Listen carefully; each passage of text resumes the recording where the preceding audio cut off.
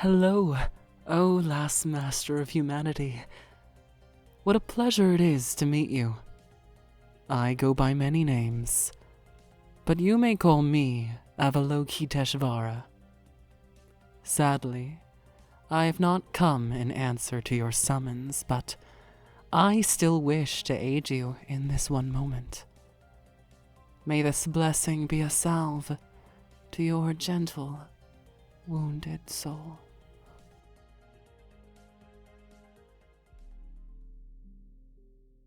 I have no idea how to properly transition between the voice acted section and the actual video anymore now that I no longer use my intro. But it's been a while, and I think it's time to introduce another fan servant. I know I had a poll at some point and everything, but this one's just been stuck in my head, so I have to cover this one first, otherwise it will make me go insane. And this is the first time I'm doubling down on a class, but let's be real here. The first one was an April Fool's video, so does it really count? Let's dive into my Saver class servant, Avalokiteśvara. Apologies for any and all mispronunciations in this video. I tried my best. First, a big thank you to the voice actor Dandelion V for providing the voice in the intro. They did truly amazing work for a great character whose art was provided by the ever-wonderful Sabina. All the links to support both of them are in the description below. Now, this fanservant video is going to be slightly different, as I'm not really going into the abilities just this one time, as Saver class isn't likely going to be a class we'll see in FGO. So I will go over what they can do and give a noble phantasm, but they won't be having game mechanic stats. To start off our dive into this character, we need to first go over the design, which was handled pretty much all by Sabina.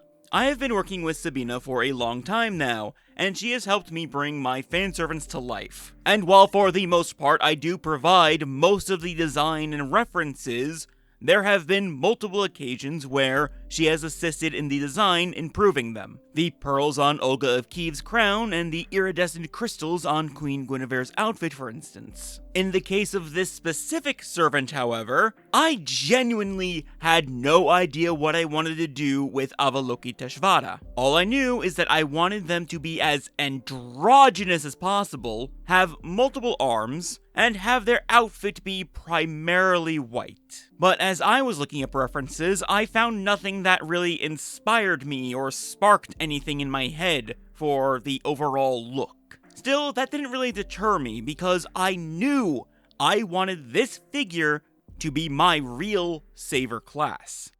Avalokiteśvara is a 10th level Bodhisattva in Buddhism, meaning that they are one of the highest levels of Bodhisattva according to certain texts. Their name even means the Lord who looks down, meaning that they are situated at the very top.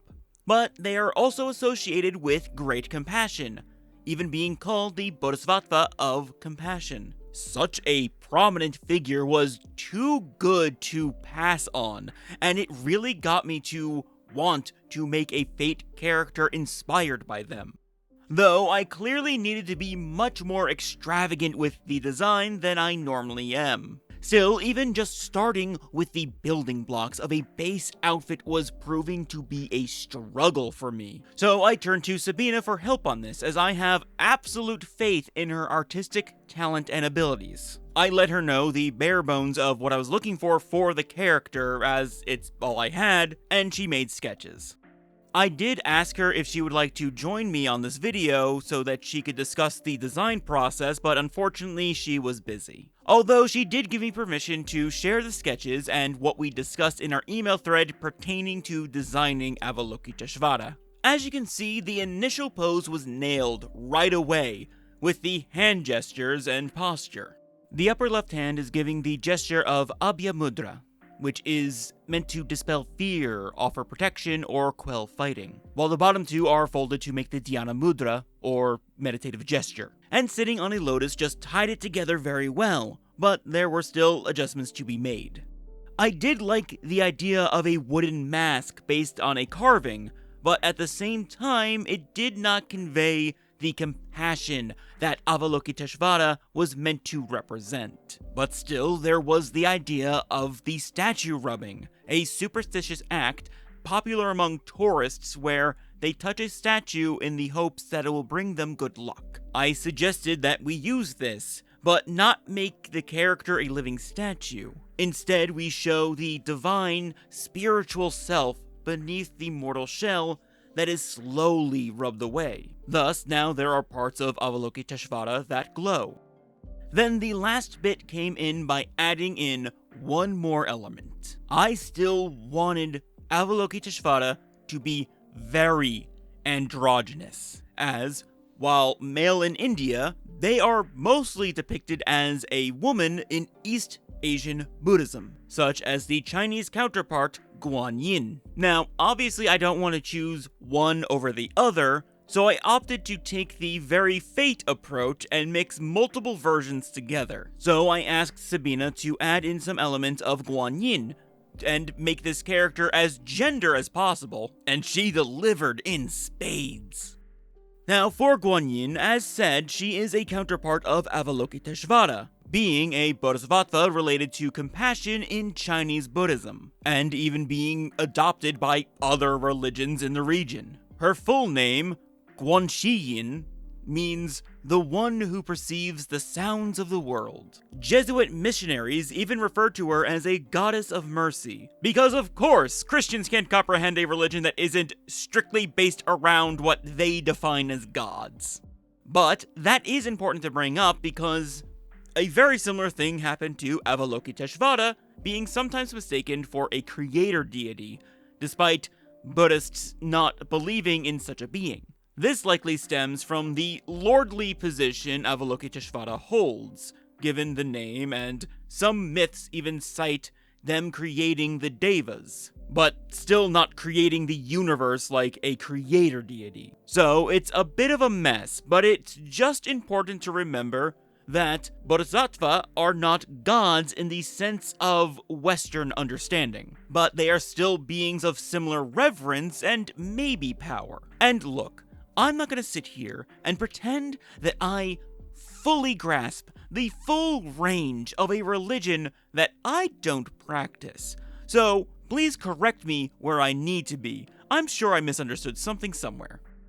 Though, as a servant, which is influenced by the beliefs and notions of humanity, this may have a small effect on their materialization, though realistically, not a lot. Maybe just like they would give off the readings of some primordial or something, but that's about it, only a reading. And now, all of this together and one more element creates the full design of this version of Avalokiteśvara. The final pieces include the stylized halo behind them, being a simple one that you can see in depictions of both Avalokiteśvara and Guanyin with some flame flourishes, as they also sometimes have fiery halos as well, and the other final piece being the lotus that they are sitting on.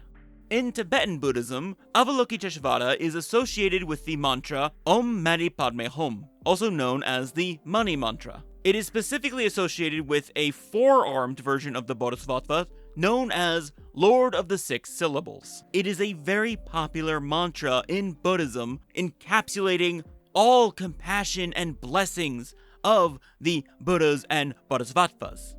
There is actually a lot of weight and meaning to this mantra, and again, I, as a layman, don't feel it's right for me to go into the full spirituality lesson on a religion I do not practice. I don't think I can stress that enough.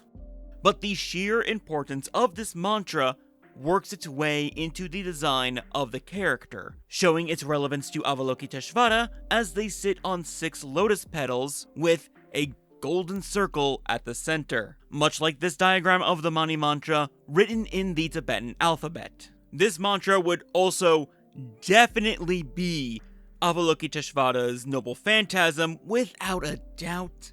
What it would do exactly, I'm not sure. Likely it would be purely support to anything that wasn't evil, And even then, it wouldn't be violent towards that which is evil, but merciful, purifying in nature, as that is what compassion is all about. And given that I like to believe that savers are on the same level of spiritual container as a beast, just opposite, it would likely be nearly reality warping to use. Ultimately, I don't see them being a final boss kind of character like Fate Extra Saver. I'm still a bit lost on that one if I'm being honest. But Avalokiteśvara would certainly be an imposing, overarching force within a narrative, always looming, but not really interfering. Think like a ruler on steroids and more steroids.